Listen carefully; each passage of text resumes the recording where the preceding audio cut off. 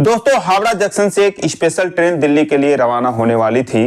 Platform पर हजारों लोग बैठे थे और उन्हीं के बीच में एक लड़की भी बैठी थी। तभी उस लड़की के ऊपर उसके 8 साल पुराने तलाकशुदा पति की नजर पड़ती है। वो उसके करीब आता है और देखने की कोशिश करता है कि अब इसका जीवन साथी कौन है, किसके साथ रह रही है, कहाँ जा रही है। दोस्तों, ट्रेन आ जाती है। वो लड़की स्लीपर कोच में घुसने लगती है। उसके पति का टिकट जो है उसी ट्रेन में एसी डब्बे में रहता है, लेकिन वो भी अपनी तलाकशुदा पत्नी के पीछे पीछे स्लीपर कोच में घुस जाता है। दोस्तों, वो युवक अपने तलाकशुदा पत्नी के ही सीट पर बैठने की कोशिश करता है कि ताकि आज की रात का सफर इसके साथ मैं कर सकूं। दोस्तों, एक दिल को छू लेने वाली कहानी है, बहुत इंटरेस्टिंग कहानी। आइए जानते हैं पूरी कहानी इस वीडियो में। लेकिन वीडियो में आगे बढ़ने से पहले बस वही रिक्वेस्ट कि आप वीडियो को लाइक कर दीजिए, चैनल को भी सब्सक्राइब कर लीजिए ताकि मेरा हौसला बढ़ता रहे। दोस्तों, उस लड़की का नाम होता है पूजा और उस लड़के का नाम होता है प्रदीप। दोस्तों, दोनों की 10 साल पहले शादी हुई थी, लेकिन शादी के 2 ही साल बाद यानी 8 साल पहले इन दोनों का तलाक हो गया था। दोनों की कमियां थी उसमें, लेकिन फिलहाल तलाक हो चुका था। दोस्तों, ट्रेन चल पड़ती है। जो पूजा थी वो स्लीपर कोच में जाकर बैठने लगती है, तो उसके पीछे पीछे जो उसका तलाकशुदा पति था वो भी उसी कोच में घुस जाता है, उसी डिब्बे में घुस जाता है। हालांकि उसका जो टिकट है वो एसी डब्बे का रहता है, लेकिन जब वो अपने पत्नी को देखता है, बहुत उदास बैठी रहती है और वही खूबसूरती, वही सुंदरता, तो जो है सोचता है चलो 8 साल बाद मिली है तो किसी ना किसी बहाने इसके पास बैठा जाए, इससे कुछ बातें किया जाए। तो दोस्तों, इसलिए वो उसी डब्बे में घुस जाता है। तो दोस्तों, जो पूजा होती है वो डब्बे के बीच में जाकर साइड वाले सीट पर बैठ जाती है, वहीं पर उसका टिकट रहता है और वो जाके उसके पीछे ही खड़ा हो जाता। प्रदीप ये देखने की कोशिश करता है कि क्या पता इसके दाएं बाएं कोई हो तो अभी आके इसके साथ बैठे, लेकिन जो भी आता उस सीट पर बैठने की कोशिश करता। चूंकि वो अकेले बैठी थी तो पूरा सीट खाली था, तो उसको तुरंत मना कर देती थी, कहती थी यहाँ पे जगह नहीं है, ये मेरी सीट है। 1-2 लोग बोले कि अभी 1 घंटे में उतर जाएंगे, अगले स्टेशन पर उतर जाएंगे, लेकिन उसने बोला कि मेरी तबीयत खराब है और मैं यहाँ पर बैठने नहीं दूंगी, मैं आराम करने जा रही हूँ। अब दोस्तों, प्रदीप पीछे से सब देख रहा था। पूजा जो है खिड़की के बाहर झांक रही थी, जब भी कोई आता उसको मना कर देती थी। प्रदीप धीरे से जाता है, अपना बैग उसके सामने रखता है। वो पैर फैला के बैठी हुई थी। जैसे बैग रखता है तुरंत बोलती है कि यहाँ कहाँ रख रहे हो, ये मेरी सीट है, उतारो इसको यहाँ पर से, हटाओ। प्रदीप बोलता है कि मैडम मैं बस 1 ही 2 घंटे में उतर जाऊंगा, मेरी सीट है नहीं, तो अभी आप सोने का टाइम हो नहीं रहा है आपका, तो तब तक मुझे बैठने दीजिए। जब वो आवाज़ सुनती है तो चौंक जाती है, उसकी तरफ देखती है, 10-20 सेकंड देखती ही रहती है। ये उसका तलाकशुदा पति था, वो भी पहचान जाती है और वो अपना पैर समेट लेती है, इशारा करती है बैठ जाओ। अब दोस्तों, दोनों के ही मन में तमाम सारे सवाल उमड़ रहे थे। प्रदीप जो है शुरुआत करता है, बोलता है कि दिल्ली अपना इलाज कराने जा रही हो क्या? तो पूजा बोलती है कि मुझे क्या हुआ है, मैं क्यों जाऊंगी इलाज कराने? तो प्रदीप बोलता है कि नहीं, अभी तुमने कुछ लोगों को कहा कि सीट पर मत बैठो, मेरी तबीयत खराब है, मुझे आराम करना है और तुम काफ़ी उदास भी लग रही हो, क्या बात है? तो पूजा बोलती है नहीं, मेरी तबीयत नहीं खराब है और मेरी उदासी का कारण आप जानकर क्या करोगे, आप बैठ गए हो तो बैठे रहो, ऐसी कोई परेशानी नहीं है मुझे। तो प्रदीप कहता है कि दिल्ली कब से रह रही हो? पूजा कहती है कि पहली बार जा रही हूँ। अब वो उसको एकटक निहारने लगता है और पूजा खिड़की के बाहर देखते देखते कभी एक नज़र इस पर भी मार लेती थी। दोस्तों, सर्दियों का महीना था, ट्रेन चलने लगती है तो ठंडी ठंडी हवा घुस रही थी। सारे लोग जो पैसेंजर थे कुछ ना कुछ ओढ़ने के लिए लाए थे, अपना निकाल के ओढ़ने लगते हैं। पूजा भी अपने बैग से एक ऊनी कंबल निकालती है, ओढ़ लेती है। जो प्रदीप था उसका तो ऐसा कुछ लाने का मतलब ही नहीं था, क्योंकि एसी में सब कुछ मिलता है, कंबल चद्दर वगैरह, कुछ घर से लाया नहीं था। तो जब ज़्यादा ठंड लगने लगती है तो पूजा उससे कहती है कि आप कुछ छोड़ने के लिए नहीं लाए हो क्या? प्रदीप बोलता है नहीं, मुझे ध्यान ही नहीं रहा, मैं तो कुछ लाया ही नहीं। पूजा बोलती है कि आपको लाना चाहिए था, आपको ठंड लग सकती है। अब दोस्तों, जब अगला स्टॉप आता है तो साइड के सीट का जो दूसरा पैसेंजर था वो ट्रेन में चढ़ता है, उसके बाद उस सीट पर आकर बैठने लगता है। उसके बैठते ही पूजा बोलती है कि इस पर कहाँ सामान रख रहे हो जी, इस पर कहाँ बैठ रहे हो आप, ये सीट हमारी है। वो बोलता है कि क्या बात कर रही हैं, आधा सीट तो मेरा है इसमें। वो बोलती नहीं, ये पूरी सीट मेरी है। दोस्तों, अपना टिकट निकालती है, प्रदीप को देती है। प्रदीप समझाता है कि ऐसा है, आधी सीट तुम्हारी है, आधी सीट इनकी है, जब सोना होगा तो ये पूरी सीट तुम्हारी हो जाएगी, ऊपर वाली सीट इनकी हो जाएगी। अक्सर इस बात पर लोग लड़ लेते हैं, उनको पता नहीं रहता। जैसे ही अगला पैसेंजर आता है उसको बोलते हैं तुम ऊपर चले जाओ, लेकिन जहाँ तक बैठने का अधिकार है तो आधी सीट इनकी है। दोस्तों उसकी बात समझ जाती है पूजा, चुप हो जाती है। तब तक वो आदमी खड़ा ही रहता है जो दूसरा पैसेंजर होता है। उसके बाद वो जाकर बीच में बैठने की कोशिश करने लगता है। तो उसको पूजा कहती है कि यहाँ कहाँ बैठ रहे हो तुम, अपने सीट पर जाओ जहाँ आपकी सीट है।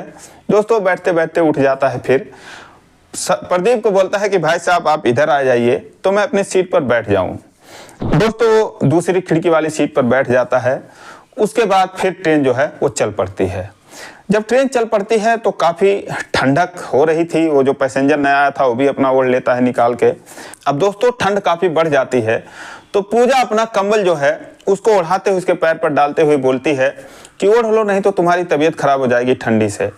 तो प्रदीप बोलता है कि नहीं, मुझे ठंडी नहीं लगती, दरअसल मेरी ठंड के दिनों में किसी से रजाई को लेकर झगड़ा हो गया था, तब से मुझे ठंड नहीं लगती। दोस्तों एक बार इन दोनों पति पत्नी में जब इनका तलाक नहीं हुआ था तो सर्दियों के दिनों में कंबल की खींचातानी को लेकर लड़ाई हो जाता है और पूजा जो है मारे गुस्से के लाके उस पर पानी ही डाल देती है। रात भर दोनों फिर कुछ और ही ओढ़ के गुजारा करते हैं। अब दोस्तों प्रदीप का इशारा उसी के तरफ था। पूजा भी समझ जाती है, मुस्कुरा देती है, हंसने लगती है, बोलती है कि उसमें जरूर आपकी गलती रही होगी। तो बोलता है कि नहीं, अगले ने पानी डाल दिया उस पर, तो बताओ मेरी गलती कहाँ से थी। दोस्तों दोनों हंसने लगते हैं। उसके बाद सफर चलता है। दोस्तों धीरे धीरे खाने का टाइम हो जाता है तो पूजा बोलती है कि आप खाना खा लीजिए। बोलता मैं तो कुछ लाया नहीं हूँ, अभी आएगा कोई तो मैं उसी से लेके खा लूँगा, तुम खा लो अगर लाई हो तो दोस्तों पूजा कहती है कि हाँ मेरे तो खाने का टाइम हो रहा है, आपका तो कुछ और ही टाइम हो रहा होगा, आपने बैग में रखा ही हुआ होगा, अभी आपका शुरू हो जाएगा। प्रदीप बोलता है कि अरे यार नहीं, ऐसी बात नहीं है, जैसा तुम समझ रहे हो ऐसा कुछ भी नहीं है, मैंने पीना उना छोड़ दिया।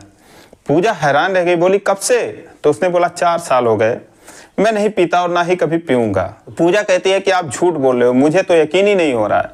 वो कहता नहीं यार वाकई में तुम्हारी कसम मैं नहीं पीता। तो पूजा बोली कि मैं कौन होती हूँ मेरी आप कसम खा रहे हो।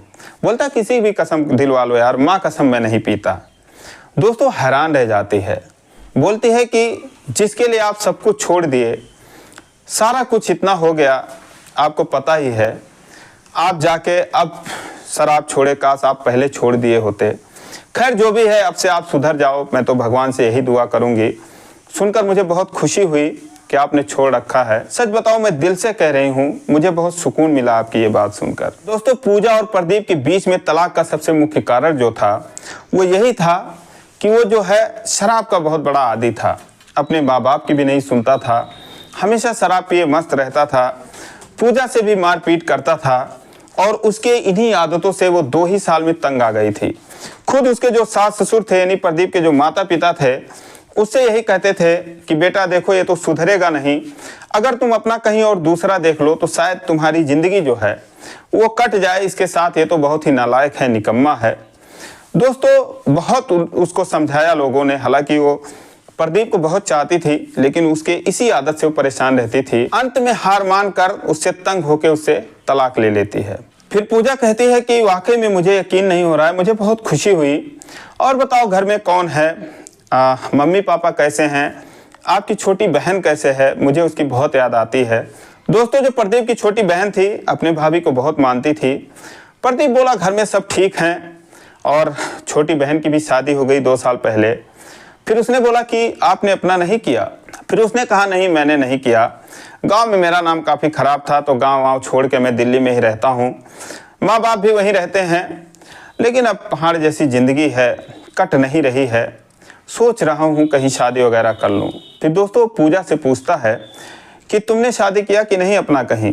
पूजा कहती है कि अभी तक तो नहीं किया, लेकिन मैं दिल्ली इसीलिए जाऊँ, मेरी एक फ्रेंड है उसने कहीं रिश्ता लगा रखा है तो शायद मेरी हो जाए 1 महीने 2 महीने में। जब ये बात सुनता है तो थोड़ा उदास हो जाता है प्रदीप। फिर वो बोलता है कि अब मैं किसी को परेशान नहीं करता, मैं पीता खाता नहीं, सुधर गया हूँ, कमाने खाने लगा हूँ। उसकी मंशा यही थी कि शायद पूजा बोल दे कि अच्छा ऐसी बात है तो मैं अब आपके साथ रहने के लिए तैयार हूँ। लेकिन पूजा बोली कि चलो अच्छी बात है, मैं भगवान से यही दुआ करूँगी कि आपको सलामत रखें और आप ऐसे ही अपनी आदत को बनाए रखें। अब आप शादी कर लीजिए, कोई भी आपके साथ खुश रह सकती है, उसे कोई परेशानी नहीं होगी। तो भगवान से यही दुआ करूंगी कि आपकी शादी जो है वो जल्दी हो जाए। दोस्तों रात काफ़ी हो गई तो पूजा कहती है कि 2 रोटी लाई हूँ, चलो खा लेते हैं। प्रदीप कहता है कि 2 रोटी में ना तुम्हारा पेट भरेगा ना मेरा पेट भरेगा, क्या फ़ायदा। तो बोली कि चलो पति पत्नी ही समझकर मिल बांट कर खा लेते हैं जो भी हमारे पास है, हमने बहुत ऐसा एडजस्ट किया हुआ है पहले, तो अब आप अच्छे भी हो गए हो, चलो कम से कम आज मेरे हाथ की बनाई हुई 1 रोटी आप खा लो। दोस्तों इतने देर में ट्रेन में बिरयानी बिरयानी बिरयानी बेचने वाले आ जाते हैं। 2 बिरयानी लेता है और उसके बाद दोनों खुशी खुशी खाते हैं। खाने के बाद जो दूसरा पैसेंजर था वो बोलता भाई साहब मैं तो जा रहा हूँ ऊपर, अब आप लोग सोइए, कोई दिक्कत नहीं है। दोस्तों फिर उसके बाद दोनों इधर उधर सर करके सो जाते हैं, वही कंबल ओढ़ के सो जाते हैं। अब दोनों को नींद नहीं आ रही थी, उसके ख्याल में ये सुधर चुका था और इसके ख्याल में कि मेरी इतनी खूबसूरत बीवी थी, मुझे छोड़कर मेरी शराब की वजह से चली गई, दूसरी शादी करने जा रही है, काश मुझे अपना लेती या मैं इससे हिम्मत कर पाता कहने के लिए कि मेरे पास आ जाओ फिर से। यही दोनों सोच रहे थे, आधी रात से ज़्यादा गुजर गए। तभी जो है पूजा उठती है और कहती है कि आपको सर्दी लग रही है क्या। तो बोलता है कि हाँ लग तो रही है, क्या करूँ फिर। तो पूजा अपने बैग से एक मफलर निकालती है और उसके कानों में बांध देती है, बोलती है ठीक से अब सो जाओ आप। दोस्तों सुबह हो जाती है, दोनों चाय पीते हैं, नाश्ता करते हैं। दोस्तों ट्रेन जब नई दिल्ली रेलवे स्टेशन पर पहुंच जाती है, दोनों उतर जाते हैं।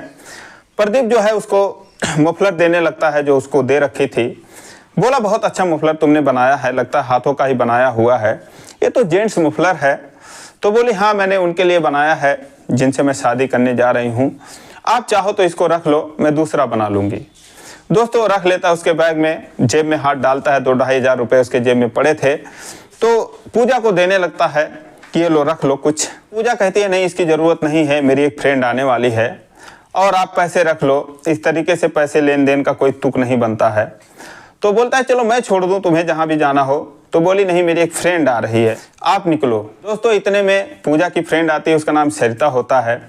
तो बोलते हैं अरे पूजा बता कोई दिक्कत तो नहीं हुई तुझे सफ़र में। तो पूजा बोलती है कि नहीं यार कोई दिक्कत नहीं हुई, लेकिन मैं तुझे क्या बताऊं, मेरा जो तलाकशुदा पति था वो भी भटकते भटकते मेरे ही सीट पे आ गया, टिकट था नहीं। तुझे क्या बताऊं अब सुधर गया है, पीता खाता बिल्कुल नहीं। उसे देखकर मुझे बड़ी दया आ रही थी, वो मुझसे कुछ कहना चाह रहा था लेकिन शायद कह नहीं पाया, और जब वो जाने लगा तो मैं सच बताऊं कि मेरे आंखों से आंसू आ गए उसको जाते हुए देखकर।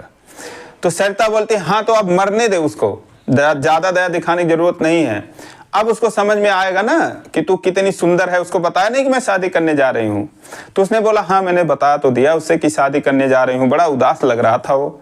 तो बोली हाँ अब रहम करने की ज़रूरत नहीं है, चल मैं तेरे लिए जो रिश्ता ढूंढी हूँ उसको देखना, फिर तू खुश हो जाएगी। इतना अच्छा लड़का है वो, कमाने खाने वाला बंदा है, कोई दिक्कत वाली बात नहीं है, कल मेरे साथ चलना। अब दोस्तों सरिता जो है पूजा को अपने रूम पर लेके चली गई।